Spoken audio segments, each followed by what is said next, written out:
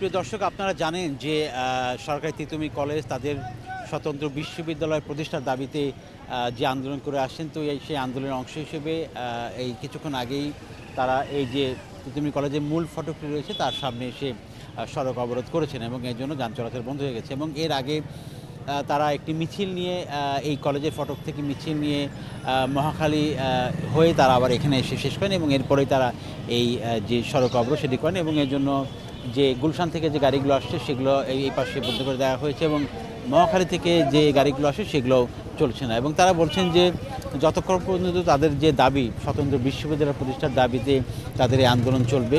এবং আপনারা জানেন যে গতকাল শিক্ষা মন্ত্রণালয়ের একটি প্রতিনিধি দল তাদের সঙ্গে মিটিংয়ে বসেছিল আলোচনায়, এবং তাতে আসলে কোনো সুরাহা হয়নি এবং তারা সেটিও বলেছেন যে 1997-এর পর থেকে এই তিতুমী কলেজকে স্বতন্ত্র বিশ্ববিদ্যালয় প্রতিষ্ঠার জন্য একটি উদ্যোগ নেওয়া হয়েছিল। তো তারপরে এই এত বছর চলে গেছে, তবে সেই তাদের যে দাবি সেই দাবিটি পূরণ করা হয়নি।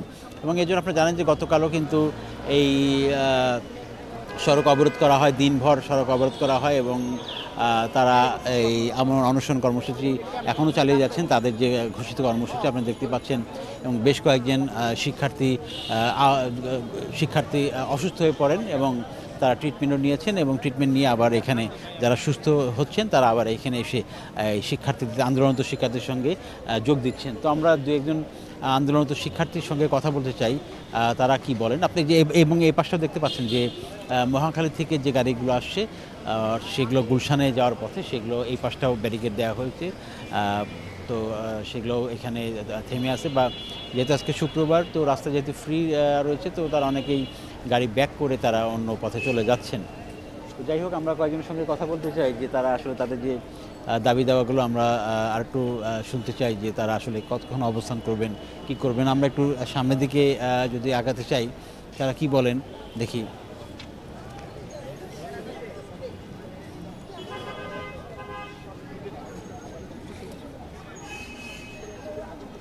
আমরা দেখি কারোর সঙ্গে কথা বলার চেষ্টা করছি। আমরা এই পাশটা একটু যাই, দেখতেই পাচ্ছেন যে রাস্তা ব্লক রয়েছে এখানে। এই পাশটা একটু আসি, আমরা একটু কথা বলতে চাই আপনার সাথে একটু। ভাইয়া,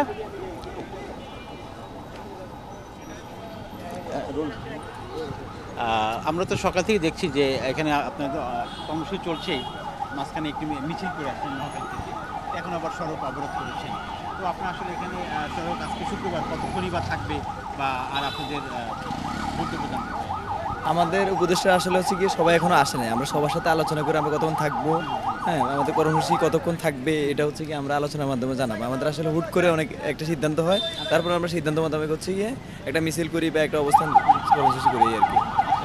আপনারা বলছেন যে আপনাদের যে দাবি সেটি বাস্তবায়ন না হওয়া পর্যন্ত আমরা মূলত হচ্ছে কি আমাদের দাবি যদি বাস্তবায়ন না হয় আমরা রাস্তায় থাকবো, যতক্ষণ পর্যন্ত আমাদের স্বীকৃতি না দেওয়া হবে ততক্ষণ পর্যন্ত আমরা রাস্তায় থাকবো।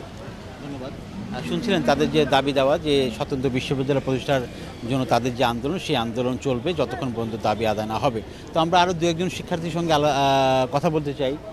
আমরা এই পাশটায় একটু কথা বলতে চাই যে কি বলতে চান।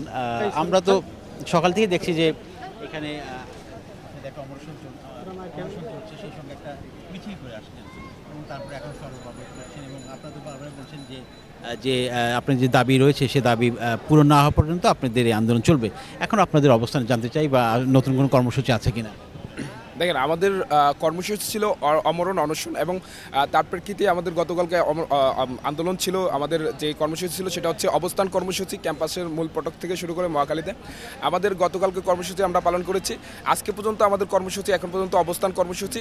ইভেন সামনেও আমাদের কর্মসূচি এটা চলমান থাকবে। যদি রাষ্ট্র থেকে কোনো কাঙ্ক্ষিত যে আশা আমরা সেটা যদি না পাই, আমরা আমাদের কর্মসূচি আরও কঠোর হবে। বিশেষ করে হচ্ছে যে আগামী রবিবার আমাদের একটি কর্মসূচি থাকবে, সেটা হচ্ছে আপনারা জানেন যে গত 18 তারিখে আমাদের যে একটা কর্মসূচি ছিল সেটি হচ্ছে যে মহাখালী ব্লকেট এবং হচ্ছে যে রেলগেট অবরোধ।